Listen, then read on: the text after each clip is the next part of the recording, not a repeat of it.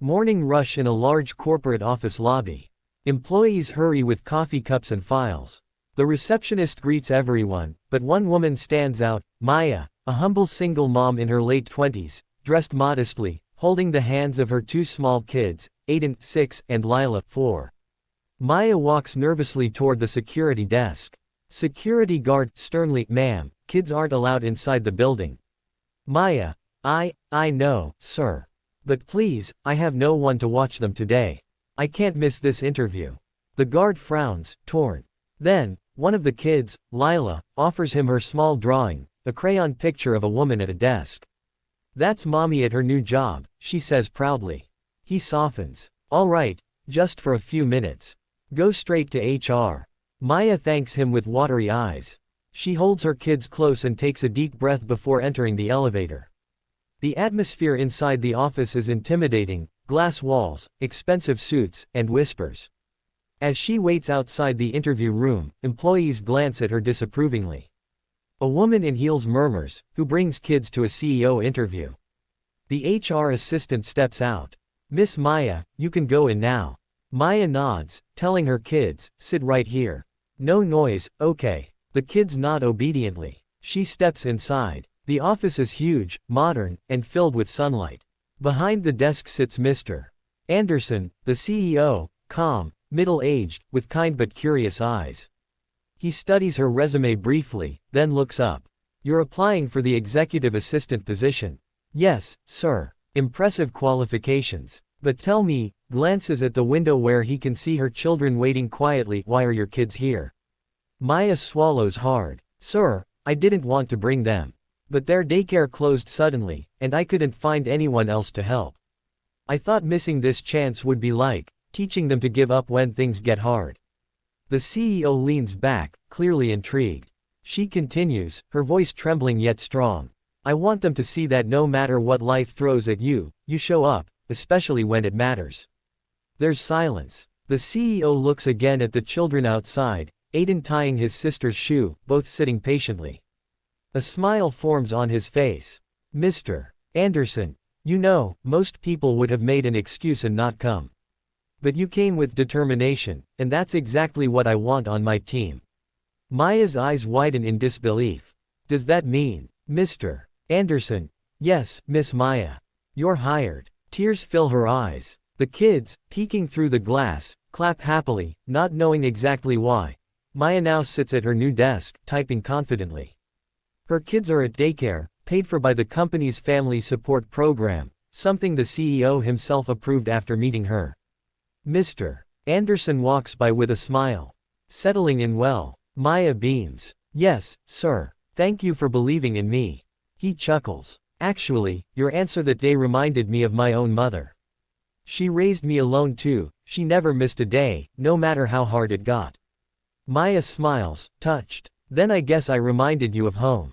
Mr. Anderson nods warmly. "Exactly. Sometimes, the best employees aren't the ones with perfect situations, they're the ones with unstoppable hearts." The camera pans to Maya's desk, a photo of her and her kids smiling, with a sticky note that reads, "Show up. Always." Sparkles fade out with emotional piano music and a heartwarming smile from the CEO watching her work. The stage lights glared brighter than the morning sun. Thousands of people whispered, cameras clicked, and a nervous energy floated in the air like electricity. In the middle of it all stood Emma Grace, a 12-year-old girl with trembling hands clutching a microphone that felt heavier than her entire dream. Her eyes darted toward the judges' table, 4 faces that could change her life. But one stood out, Simon Cowell.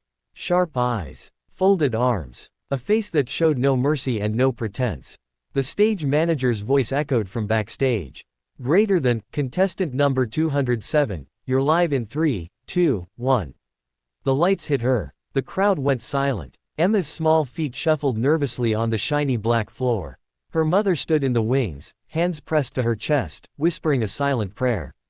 Emma took a shaky breath, her soft voice barely audible. "Hi, my name is Emma Grace. I'm 12 years old, and I'm going to sing today." Simon raised an eyebrow. 12, huh? That's brave." He leaned back in his chair. "What are you singing, Emma?" She swallowed. "A song I wrote for my dad." The crowd let out a quiet, surprised ah. Simon's face softened, just a little. He gestured toward the mic. All right then, let's hear it. The background track started, a soft piano melody. Emma closed her eyes, her lips trembling as she began to sing. Greater than, you said you'd be there on my birthday. But the candle burned alone. Her voice cracked, thin, uneven. The melody stumbled, and her pitch fell flat. Gasps spread through the audience. Simon lifted his hand sharply.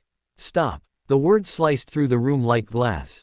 The music cut off. Emma froze. Tears pooled instantly in her big brown eyes. Her fingers clenched the microphone so tight her knuckles turned white. Simon leaned forward, his tone calm but firm. Emma, take a deep breath. The audience grew quiet, waiting, almost breathless. Simon's voice softened. Why did you choose that song? Emma's throat tightened. Because, it's the last song I sang to my dad before he left. Simon frowned slightly. Left. She nodded slowly, voice trembling. He was in the army. He promised he'd come back. But, her eyes fell to the floor. He didn't. The room felt completely silent. Even the cameras seemed to hold still. Simon's expression changed, from critique to compassion. Emma, he said quietly, that's a lot of pain for someone your age. She nodded, sniffing, wiping her tears quickly. I didn't want to cry. I just wanted to make him proud. Simon took a moment, then said gently. All right, forget the crowd. Forget us. Just sing it for him this time. Don't worry about sounding perfect. Sing from there. He pointed to his chest. Not from here. Emma looked up, surprised. For a moment, the strict judge everyone feared had turned into a mentor. The pianist restarted the melody, slower, softer. Emma inhaled deeply, closed her eyes again, and held the mic with both hands. This time, her voice was different, fragile, yet full of emotion. Greater than, you said you'd be there on my birthday. But the candle burned alone. I saved a piece of cake for you. But all I had was your old phone. Her voice quivered, but the pain in it was raw, heartbreak turned into sound. The audience listened, motionless. A woman in the front row wiped away tears. Emma's mother silently mouthed the lyrics backstage. I wear your jacket when it rains. 'Cause it smells like home to me. I sing so maybe you can hear. From wherever you might be. By the second verse, the entire theater was dead silent.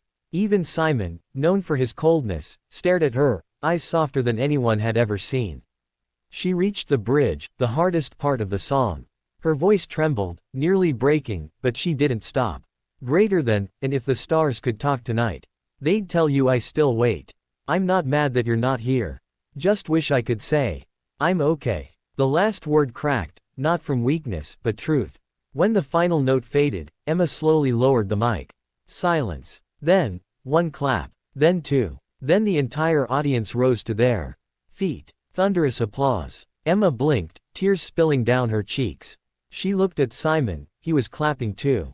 Slowly, thoughtfully, with a proud half-smile. He leaned toward his mic. Emma, when I stopped you, it wasn't because I thought you couldn't sing. It was because you were singing with your head, not your heart. He paused, eyes glistening. What you just did, that was real. That was pure. You didn't just sing, you told us your story. Emma's mother backstage broke into tears, covering her face. Simon continued, his voice low and warm. I don't say this often, but that performance, that's something I'll remember. Emma let out a soft gasp, her hands shaking as she smiled through her tears. The other judges nodded, visibly emotional. The female judge leaned forward. You have something that can't be taught, Emma, soul. The crowd erupted again, louder, brighter, full of love. Emma's mother rushed onto the stage, hugging her tightly as confetti fell from above. Emma whispered into her mother's shoulder, did I make him proud, Mom? Her mother smiled through tears. You already have, baby. You already have. Simon watched them, quietly smiling. He pressed the golden buzzer. The sound exploded through the theater, gold glitter raining down like stars. Emma's eyes widened in disbelief, her jaw dropping.